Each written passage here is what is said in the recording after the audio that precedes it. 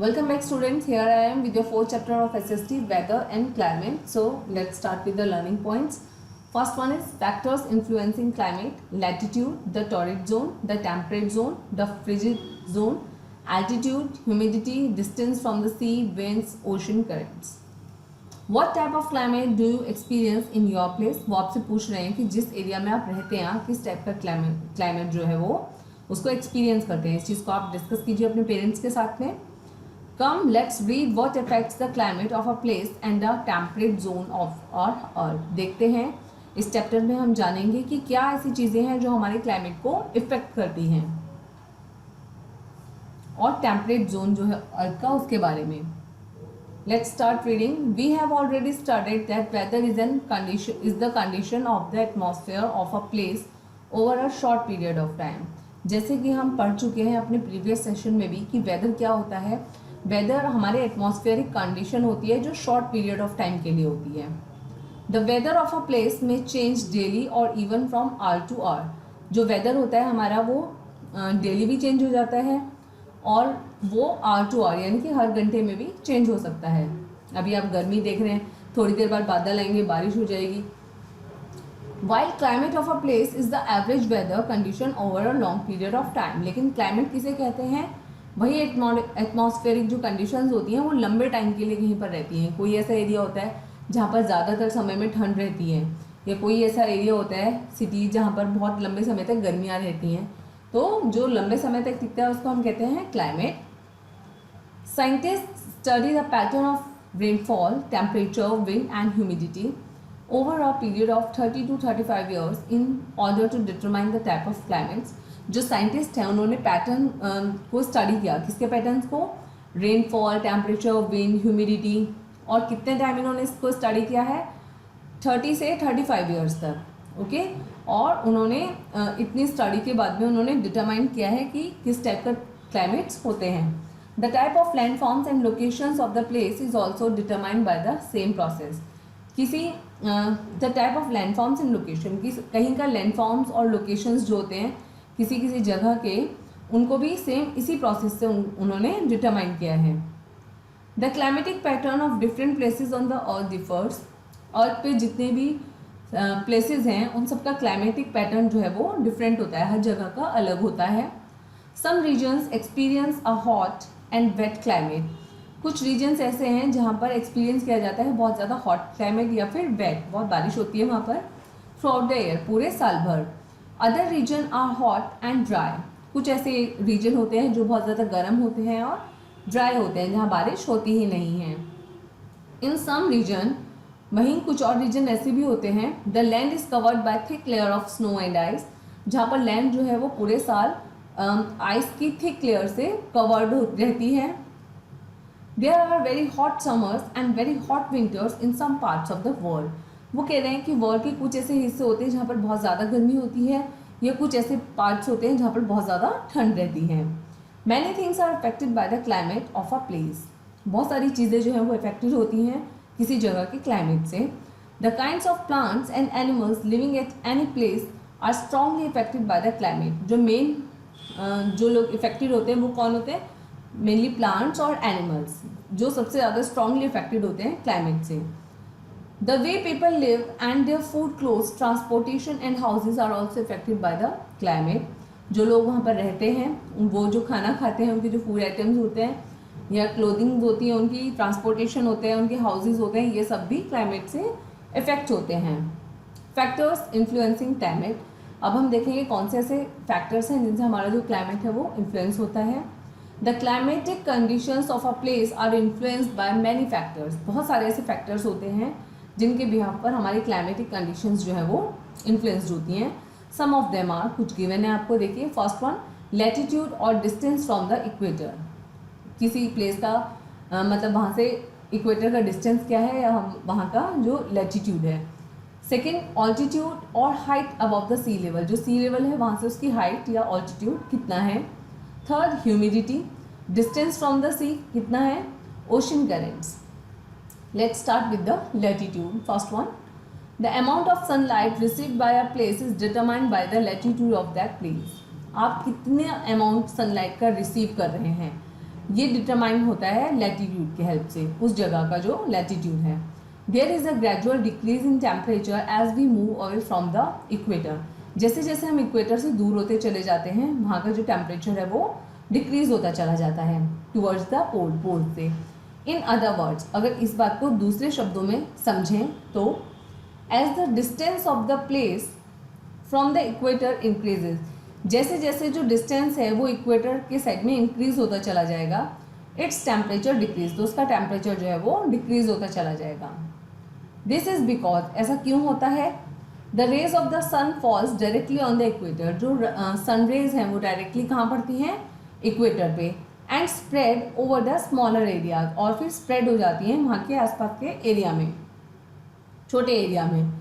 Because of this, इसकी वजह से क्या होता है, direct heat the region becomes hottest, वहाँ का जो आसपास का एरिया होता है वो कैसा रहता है, गर्म रहता है।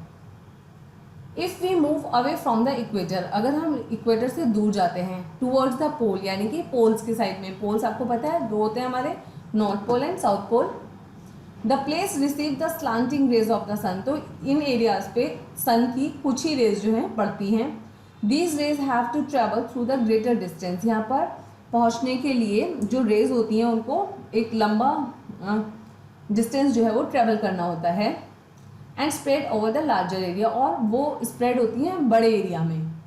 These areas are therefore cooler, इसलिए ये जो एरियाज होते हैं वो ठंडे रहते हैं क्योंकि सनरेज यहाँ पर डायरेक्टली नहीं पड़ती हैं। That is why the region near poles are coldest, इसीलिए जो रीजन पोल्स के पास होते हैं वो कोल्डेस्ट होते हैं, और जो इक्वेटर के पास होते हैं वो हॉट होते हैं। On the basis of the intensity of heat receive from the sun by a particular place, the earth has been divided into 3 climatic और टेम्परेचर जोन। वो कह रहे हैं जिस इंटेंसिटी से हीट रिसीव करती है अर्थ सन से, तो कोई एक पर्टिकुलर प्लेस पर, तो हमने क्या किया है, अर्थ को हमने अपने क्लाइमेट को 3 पार्ट्स में, 3 क्लाइमेटिक जोन्स में हमने उसको डिवाइड कर दिया है। हमारी अर्थ को हमने 3 क्लाइमेटिक या फिर कहिए टेम्परेचर जोन में हमने उसको डिवाइड किया है। First one is the torrid zone, second one temperate zone, and third one is frigid zone. अब हम जानेंगे इन तीनों जोन्स के बारे में। First one is the torrid zone. The torrid zone is also called the hot zone, torrid zone को हम hot zone भी कहते हैं। Is the hottest zone on the surface of the earth, पूरी अर्थ की जो हमारी सरफेस है उसमें ये सबसे ज़्यादा हॉटेस्ट जोन माना जाता है। As it receives the direct rays of the sun, क्यों, क्योंकि ये सन की जो रेज है उनको डायरेक्टली रिसीव करता है।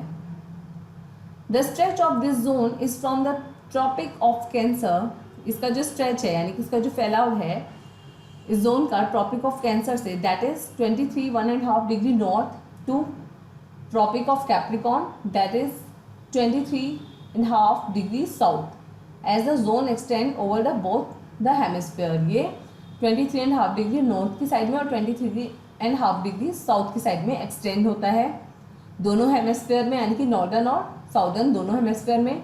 It is divided into north torrid zone and south torrid zone, तो इसलिए हमने इसको 2 पार्ट में डिवाइड कर दिया। जो नॉर्थ में है वो नॉर्थ टोरिड जोन कहलाएगा, और जो साउथ में है वो साउथ टोरिड जोन कहलाएगा, in the northern and southern hemisphere respectively. देखिए यहाँ पर गिवन है आपको, ये आपका इक्वेटर हो गया, बीच में डॉटेड लाइन दिख रही है, लाइन ऑफ इक्वेटर है। आपको पता है ऊपर आपका होता है नॉर्दर्न हेमिस्फीयर और इससे नीचे होता है साउदर्न हेमिस्फीयर। तो ऊपर हमने इधर ले लिया ये टोरिड जोन, ये आपका नॉर्थ साइड में ले लिया 23.5 डिग्री पे, और 23.5 डिग्री पे हमने साउथ की साइड में ले लिया इसको। Okay, this zone receives the rays of the sun through out the air. ये वो एरिया है जो पूरे साल भर पूरे एयर जो है सन रेज को डायरेक्टली रिसीव करता है। That is why it has a very hot, इसलिए यहाँ के आसपास के जो एरिया हैं वो बहुत ज़्यादा गर्म रहते हैं। वेट एंड ह्यूमिड क्लाइमेट, यहाँ का जो क्लाइमेट है वो वेट और ह्यूमिडिटी यहाँ पर बहुत ज़्यादा होती है। But as we move away from the equator, लेकिन जैसे जैसे हम इक्वेटर से दूर चले जाएंगे, या इधर चले जाइए नॉर्दर्न हेमिस्फीयर की साइड या फिर साउदर्न हेमिस्फीयर की साइड में, the seasons become more distinct. There is not much difference between the summer and winter season. यहाँ का जो सीज़न है वो कैसा है, मतलब यहाँ पर ना तो बहुत ज़्यादा आपकी गर्मी होगी ना बहुत ज़्यादा सर्दी होगी। The days and nights are almost equal in length through out the year, और पूरे साल भर जो डेज और नाइट्स जो है वो इक्वल होंगे। जैसे आपने देखा होगा यहाँ पर हमारे यहाँ सर्दियों में दिन छोटे हो जाते हैं, रात बड़ी हो जाती है, गर्मियों में दिन बड़े होते हैं, रात छोटी होती है, लेकिन यहाँ पर जो है लेंथ जो होती है डे और नाइट की वो इक्वल रहती है। Now come to temperate zone. इसके बाद हम पढ़ेंगे टेम्परेट जोन के बारे में। The place of this zone are neither too hot nor too cold. ये जो जोन है, यहाँ पर जो प्लेसेस आते हैं ना वो बहुत ज़्यादा गर्म होते हैं ना ही बहुत ज़्यादा ठंडे होते हैं। दे हैव मॉडरेट टेम्परेचर, इनका टेम्परेचर जो है वो मॉडरेट रहता है, एक जैसा रहता है, normal. This zone is again divided into 2 parts. इस जोन को भी हमने 2 पार्ट्स में डिवाइड किया है डिपेंडिंग ऑन इट्स लोकेशन, उसके लोकेशन के आधार पर। दिस जोन लाइज बिटवीन, ये जोन कहाँ लाया करता है, torrid zone, sorry between the torrid and the frigid zone. जो आपका टोरिड जोन है और जो आपका फ्रिजिड जोन है उसके बीच में। The north temperate zone lies between, जो नॉर्थ टेम्परेट जोन है वो कहाँ लाया करता है आपका, tropic of Cancer 23.5 degree north और आर्कटिक सर्कल 66.5 डिग्री नॉर्थ के बीच में।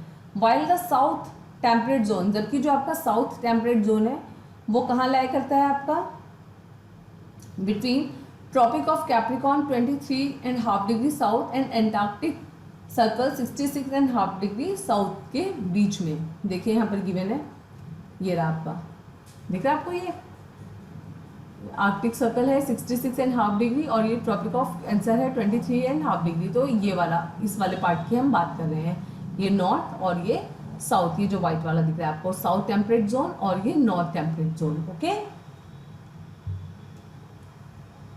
Because of slightly slanting rays of the sun this zone is comparatively cooler and drier than the places lying in the torrid zone. वो कह रहे हैं कि यहाँ पर जो सनरेज हैं वो बहुत स्लाइटली, मतलब बहुत हल्की आती हैं, और ये जोन जो है ठंडा और सूखा है, किसके कंपैरिजन, टॉरिड जोन के कंपैरिजन। देन द प्लेसेस, जो टॉरिड जोन में आपके आते हैं प्लेसेस यहाँ, यानी कि जो ब्लू और का पार्ट, इनके कंपैरिजन में यहाँ का जो आपका क्लाइमेट है वो कैसा रहता है, कूल, ठंडा रहता है। यहाँ पर गर्मी ज़्यादा होती है, यहाँ पर थोड़ी कम होती है।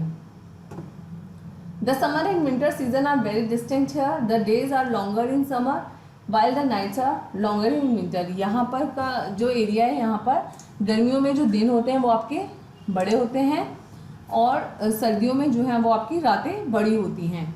Okay, now come to the frigid zone. अब हम बात करेंगे फ्रिजिड जोन की। Beyond Arctic and Antarctic circles lies the frigid zone. वो कहते हैं आर्कटिक और एंटार्क्टिक सर्कल तक, ये जो ये दिख रहा है आपको स्पेस, ये यहाँ पर आपका कौन सा जोन लाया करता है, frigid zone. Thus we have the north frigid zone extending from the Arctic Circle 66.5 degree north to the North Pole 90 north and south frigid zone extending from the Antarctic Circle 66.5 degree south to South Pole 90 degree south। ये देखिए यहाँ पर ये Antarctic है 66.5 degree south से south pole तक के बीच का आपका साउथ फ्रिजिड जोन है, और ऊपर देखिए आर्कटिक सर्कल 66.5 डिग्री नॉर्थ से लेके नॉर्थ पोल तक, ये जो 90 डिग्री बन रहा है एंगल, ये पूरा आपका नॉर्थ फ्रिजिड जोन है। Okay, through out the year the frigid zone are extremely cold. पूरे साल भर यहाँ पर क्या रहता है, ठंड रहती है। As they receive the extremely slanting rays of the sun, क्योंकि सनरेज यहाँ पर बहुत कम सनरेज यहाँ पर पड़ती हैं। ओके, ड्यूरिंग समर टाइम पे क्या होता है, the areas beyond the Arctic circle have day light for 6 month. यहाँ पर डे लाइट रहती है पूरे 6 मंथ्स के लिए। एंड ड्यूरिंग विंटर, समर्स में और विंटर टाइम पे they have darkness for 6 month, पूरे 6 महीने यहाँ पर अंधेरा रहता है। दिस इज बिकॉज, ऐसा क्यों होता है, of the tilt of the axis की टिल्ट की वजह से। Life here is very difficult, यहाँ की लाइफ बहुत ज़्यादा डिफिकल्ट है। And in some places the ground is permanently covered with ice, और यहाँ पर जो ग्राउंड है वो पूरा आइस से कवर्ड रहता है, पूरा एरिया ये ठंडा रहता है। Now come to altitude. The height of the place above the sea level is called altitude. Sea level से किसी जगह की हाइट कितनी ज़्यादा है वो उसका एल्टीट्यूड कहलाता है। As the altitude of a place increase, जैसे जैसे एल्टीट्यूड जो होता है किसी जगह का बढ़ता है, इट्स टेम्परेचर डिक्रीज, उसका टेम्परेचर वैसे वैसे डिक्रीज यानी कि कम होना शुरू हो जाता है। Thus even if two places are on the same latitude, इसका मतलब ये है कि अगर दो प्लेसेस सेम लैटिट्यूड पर लाई कर रहे हैं, their temperature may be vary due to difference in altitude, फिर भी उनका जो टेम्परेचर है उसमें डिफरेंस आ सकता है, क्यों? उनके एल्टीट्यूड का जो डिफरेंस है उसकी वजह से। Now come to next, humidity. Humidity is the amount of moisture on water vapour present in the air. Humidity हम मेनली किसे कहते हैं कि जो वाटर वेपर है उसमें मॉइस्चर का अमाउंट कितना है, जो प्रेजेंट है मॉइस्चर आपके वाटर वेपर में, उसको हम ह्यूमिडिटी कहते हैं। It is caused due to evaporation of water. ये किसकी वजह से होता है? ये जो इवेपोरेशन होता है वाटर का अर्थ सरफेस पर, उसकी वजह से होता है। Greater humidity leads to greater amount of rainfall, जितनी ज़्यादा ह्यूमिडिटी होगी उतनी ज़्यादा रेनफॉल के चांसेस होते हैं। Which ultimately influences the climate of the place, जो यहाँ के जो जिस जगह की में होता है ह्यूमिडिटी, वहाँ के क्लाइमेट को भी ये इन्फ्लुएंस करता है। देयरफॉर इसीलिए areas near equator have hot, जो एरिया इक्वेटर के पास होता है वो गर्म होता है, एंड वेट क्लाइमेट, और यहाँ का क्लाइमेट वेट होता है। दैट मीन्स यहाँ पर ह्यूमिडिटी बढ़ेगी और फिर बारिश भी ज़्यादा होगी, and tend to receive heavy rainfall, और बारिश बहुत ज़्यादा होगी, जैसे मैंने भी बताया आपको ह्यूमिडिटी की वजह से। प्लेसेस नियर सी, जो प्लेसेस सी यानी कि समुद्र के पास हैं, also experience very high humidity, वहाँ पर भी हाई ह्यूमिडिटी को एक्सपीरियंस किया गया है as a large amount of evaporation. क्यों? क्योंकि वो समुद्र के पास है तो वहाँ पे इवेपोरेशन की प्रोसेस बहुत ज़्यादा होती है, takes place from the sea here by. That is why, इसी वजह से जो कोस्टल एरियाज़ हैं like Kolkata, Chennai, Mumbai etcetera are humid, ये सब रीजन जो है बहुत ज़्यादा ह्यूमिड है, यहाँ पर ह्यूमिडिटी बहुत ज़्यादा होती है।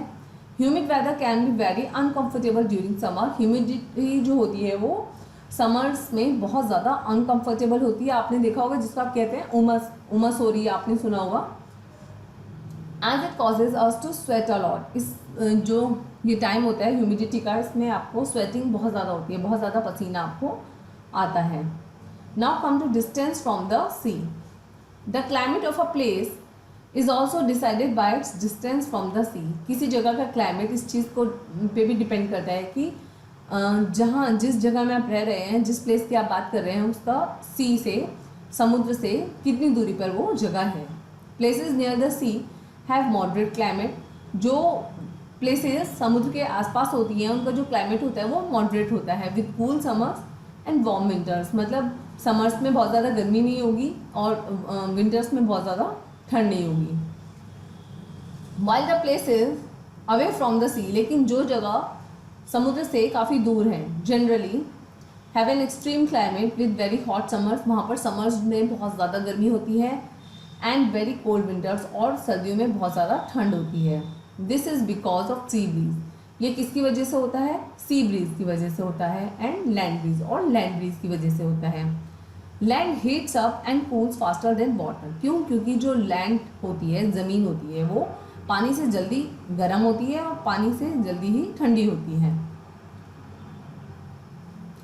इन द डे टाइम, दिन के समय में, the land being hotter has hot air above it, जो लैंड का पार्ट होता है वो हॉटर होता है क्योंकि उसके ऊपर हॉट एयर, गर्म हवाएं चल रही होती हैं।